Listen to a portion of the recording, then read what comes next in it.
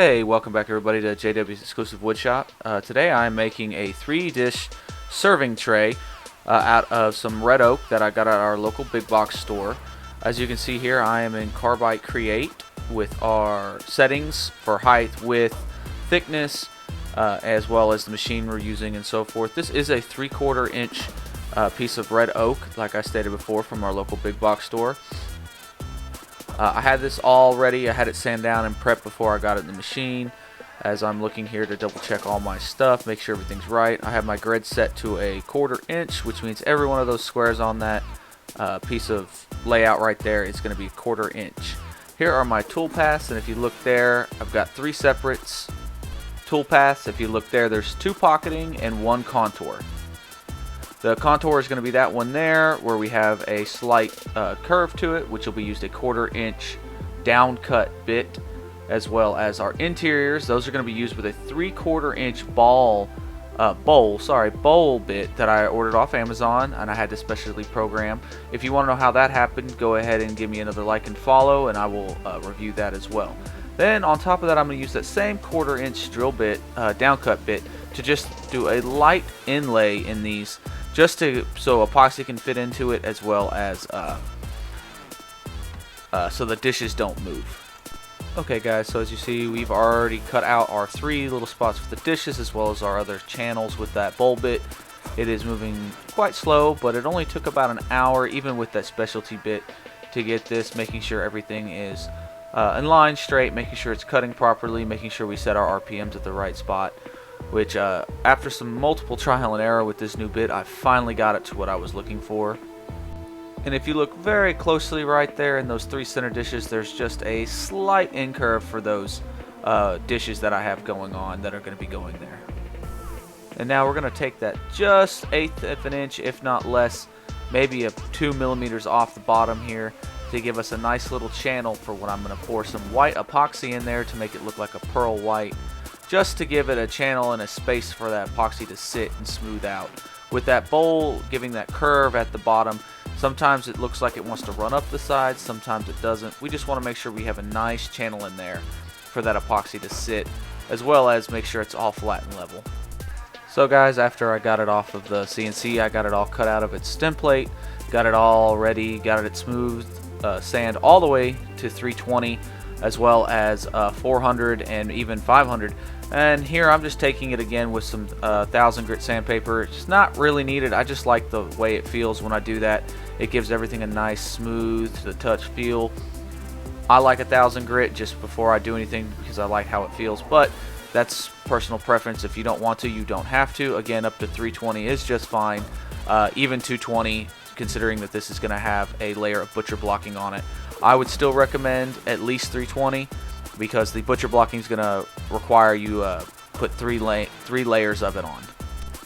Okay guys, and now we're going to go ahead and get some of this butcher block sealant on it.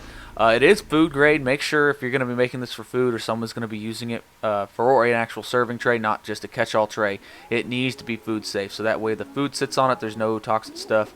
Food can sit on this.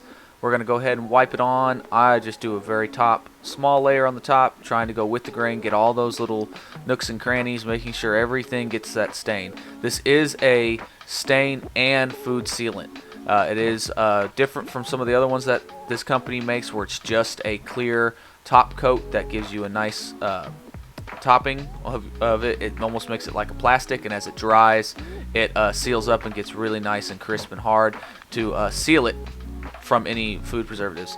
Hey guys, if you made it this far in the video, go ahead and shoot me a like, comment, subscribe. Let me know if you like my videos, if you have any questions or anything you want me to see me build later in the future. Again, like, comment, subscribe.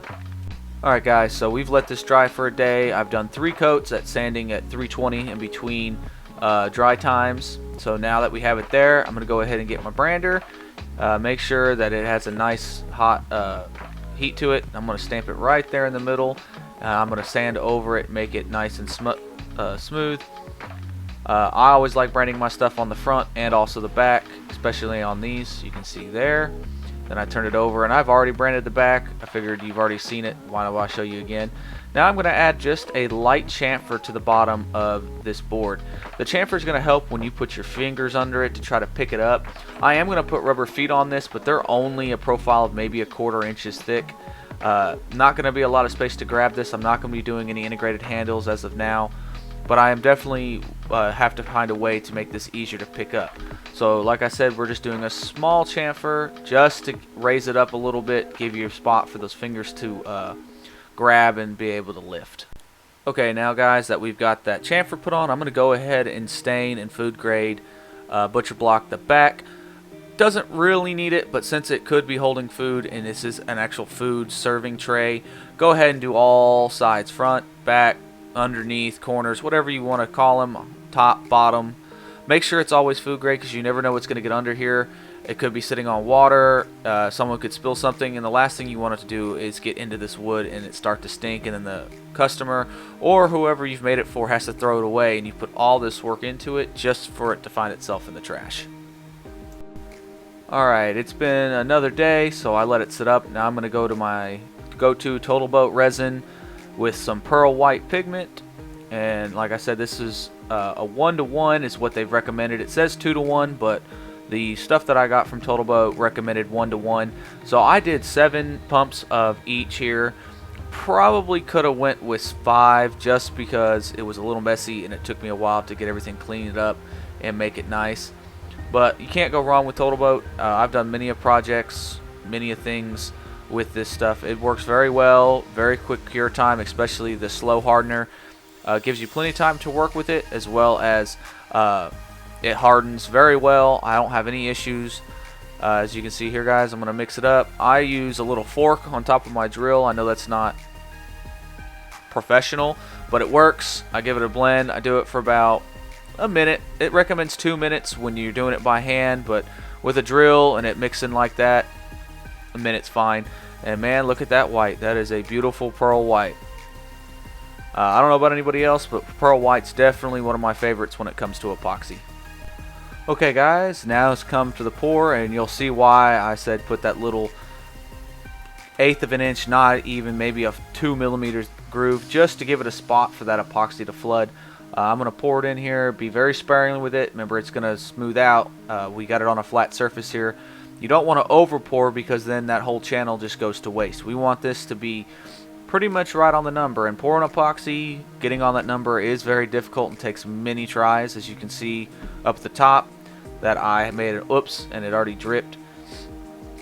Sorry for the arm in the way, but just make sure you're sparingly with this. Give it a minute, pour a little bit, brush it around, pour again, brush around. If you got some scrap, really thin pieces of wood, that's the way to go with moving this. I like to do that, and then when it's all set up and get what I want, I take that same stick and I swirl it to give it almost kind of like a pearl look or a granite look, or however you want to say it. I say granite look, but it doesn't have to be. But I just take it in there, swirl, and let everything set up. Then of course you always got to hit it with heat to pop all those surface bubbles. You don't want it to look bubbly when it's all said and done. You want a nice smooth epoxy finish. Here we go. We're going to hit it with some heat. And be careful with the heat, guys. The closer you get with it, it can start to dry it faster and burn it. So just very light. Don't go crazy with this. Alright, now we have turned the board over. I've already set my length to where I want to put these feet. As you can see there with my little square, I've marked it on the other 2 corners. I'm marking it now on these 2, just double checking my lines, making sure that's where I want. Those are the only spots I can go due to these screws only being 1/2 inch. If I were to be just a hair off in any way with pre-drilling, I would go through my in cutout, and that's the last thing we want to do after spending nearly 3 days on this board for this customer. So we're just going to take our time, make sure everything's measured out, give it a nice pre-drill, and we're going to move on to grabbing the feet and getting those ready to mount. I'm going to use this little punch guide here to make sure that where I pre-drill is perfectly where I want it to be, so my bit won't move when I start. That way I can go straight down with this small 1/16 inch bit. This is a very fragile bit, so I want to make sure it goes straight down. Okay, now that I have those 4 holes pre-drilled, we've got our little rubber feet here. with our screws. Again, these are 1/2 inch long screws. They are stainless steel to try to help out with rusting, as well as making sure that the any water that gets underneath this won't rust out these screws and eventually break them off. And we're going to make sure we go very slow once we get to the bottom. Make sure it doesn't over tighten, which unfortunately I did for a second. I can just back it out though. But we definitely don't want to over tighten these because we don't want it to go too deep. We also want it to stay really close to that curve to make them blend a lot better.